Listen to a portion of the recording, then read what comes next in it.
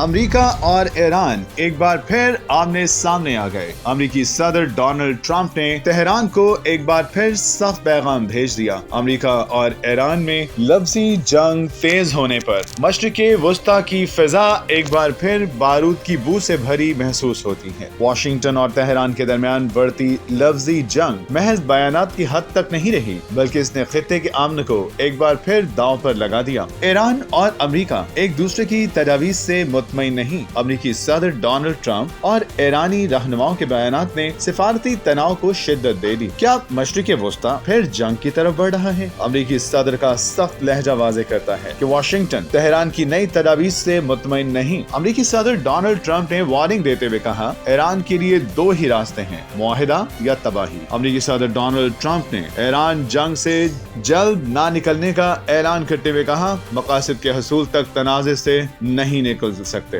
کیونکہ اس سے مسئلہ چند سالوں بعد دوبارہ پیدا ہو سکتا ہے۔ جنگ ختم کریں اور ایرانی رجیم دوبارہ کھڑی ہو جائے، ایسا نہیں کرنے دیں گے۔ ایران سے فون کے ذریعے بات چیت جاری ہے۔ ایران ایسی چیزیں مانگ رہا ہے جن سے مجھے اتفاق نہیں۔ دو ہی راستے ہیں، ایران کو تباہ کر دیں یا معاہدہ کر دیں۔ ایران کی تباہی ہماری ترجیح نہیں۔ پائیدار امن کی کوشش کے دوران بھی جنگ جاری رہ سکتی ہے۔ دوسری طرف ایران سفارتکاری کے دروازے بند نہیں کر رہا۔ ایرانی وزیر خارجہ عباس عراقچی کے علاقائی ممالک سے رابطے اس بات کا اشارہ ہے کہ تہران تباہی سے بچنا اور ایک سفارتی بلاک بنانا چاہتا ہے۔ امریکہ اور ایران کے درمیان مذاکرات میں سب سے بڑی رکاوٹ ایران کا جوہری پروگرام ہے۔ ایران کو امریکہ پر اعتماد نہیں۔ ایرانی قیادت کا کہنا ہے کہ پہلے ضمانت دیں کہ جنگ دوبارہ شروع نہیں ہوگی، آئندہ کوئی حملہ نہیں کیا جائے گا۔ یہ سب مان لیں تو ہم مذاکرات کے لیے تیار ہیں۔ ایرانی وزیر خارجہ عباس عراقچی کا کہنا ہے کہ امریکہ کو دھمکی آمیز لہجہ اور توسیع پسندانہ رویہ بدلنا ہوگا۔ عباس عراقچی نے سعودی عرب، قطر، ترکیہ، مصر،